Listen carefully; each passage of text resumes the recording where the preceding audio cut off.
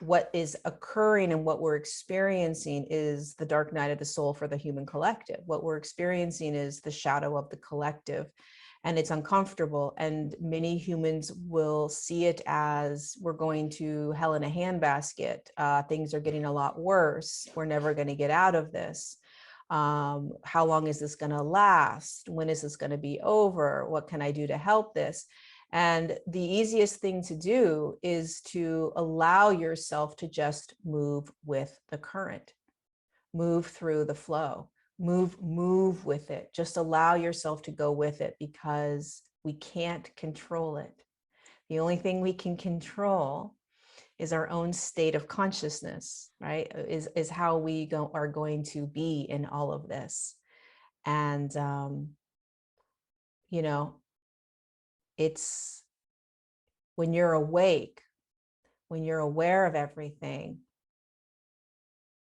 it's a lot more challenging, because you know what's going on and you're looking around saying, wait, when is the rest of the world gonna meet me here? And how long? And what else are we gonna go through?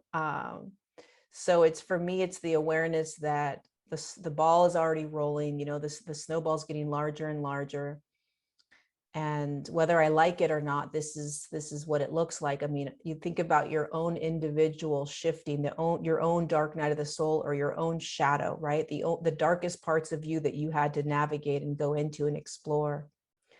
It got dark, it gets lonely, it gets quiet, it gets scary, right? So it's how consciousness shifts.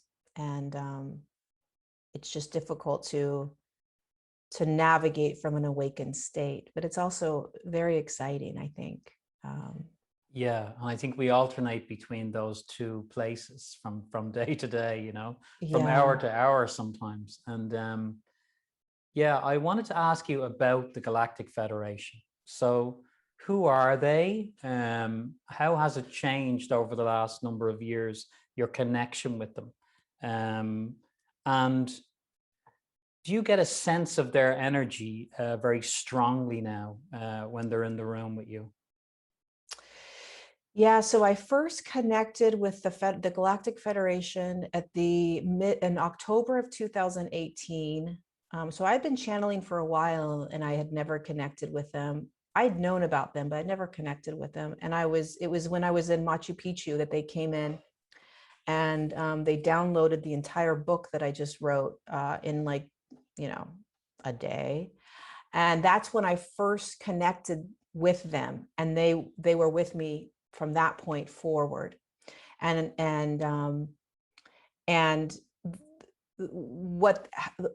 how they share themselves with me is that Earth is a consciousness, just like you and I are consciousness, right? She's a consciousness, and she chose to move into a physical form that we call the planet. And Earth has guides that have assisted her in sort of this whole journey. And her guides are the Galactic Federation of Light. Those are her guides. And they have assisted her through her process and through her journey. And so they're very, very, very hands-on with this experience. And they have a lot of councils of higher dimensional light beings or higher dimensional consciousness, hundreds of them. And every council sort of has a role or a job with this whole experiment. And they are, they're right by her side, and they're right by humanity's side as we go through this. They honor free will, they understand free will. But they've been with the Earth and humanity since the moment she was birthed into a physical form.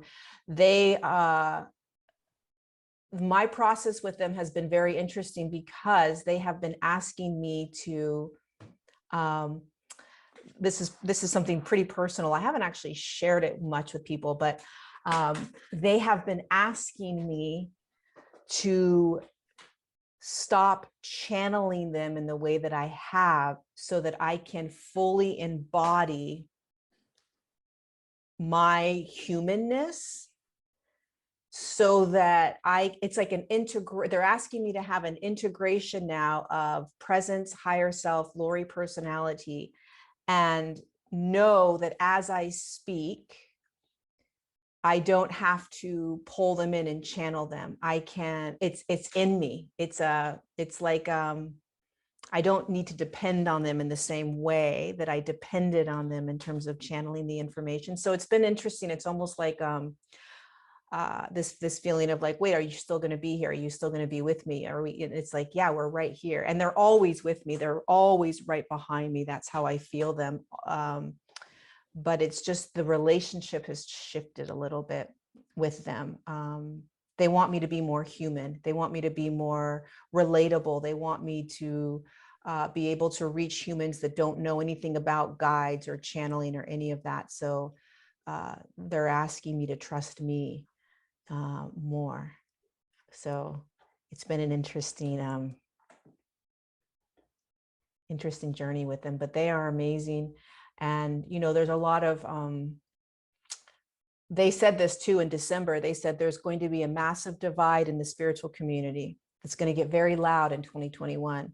And it's going to talk about false light, and it's going to pin different spiritual teachers against each other. And I thought that was kind of interesting.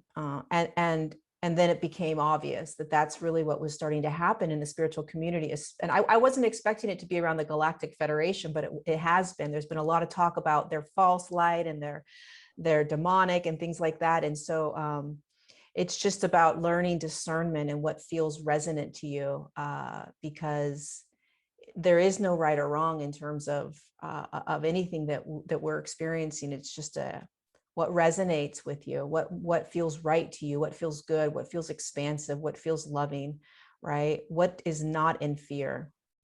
Any message that has any ounce of fear is not the Galactic Federation at all. Not anything that has to do with, you know, any sort of like doomsday sort of stuff. Anything that it has any ounce of fear is that's not their frequency. Yeah, and I like what you're saying there, because that's really where we're moving to, is that ability to know what we're resonating with. It almost takes out the need for discussion now. I feel like if somebody has a different viewpoint than me, it's just a different resonance that they're on. There's no point really in having a conversation. And I'm not right and they're not wrong. It's a different resonance. It's like a tuning fork, you know? So when you spoke there about that lovely kind of trinity going on with you now, with the Galactic Federation, the human you, personality, the human you, the divine you, them. So in all, like the planet is moving, right? The planet is moving to a different level of consciousness. She's a living being. She has her own guide. She's on her way. It's almost like she's the mainframe and we're the software. Like, are we just going to get upgraded because she's upgrading?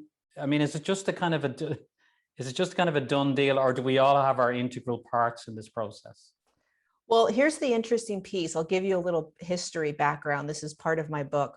Maybe this resonates, maybe this doesn't resonate, but millions of years ago. So there used to not, when Earth first began millions of years ago, there was no such thing as a light worker. There was no such thing. There wasn't a need for a light worker, because Earth was beginning in a 5th dimensional field. She was moving into a 7th dimensional field. Everything was great. 5D consciousness is awesome. There isn't anything that's pulling her down into a lower frequency, and off she was going to go. But there's free will.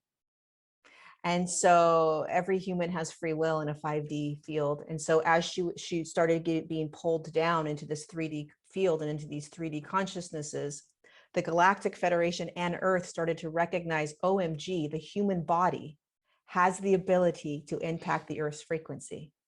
And that was not known prior to humans choosing to move into lower states of consciousness. The Galactic Federation and the Earth had no idea that a human body could pull the Earth down, until the human body started pulling the Earth down. And so that's when the light worker came in. The light worker came in because the Galactic Federation of Light said, wait a second, if a body could pull the frequency down, a body can help pull the frequency up.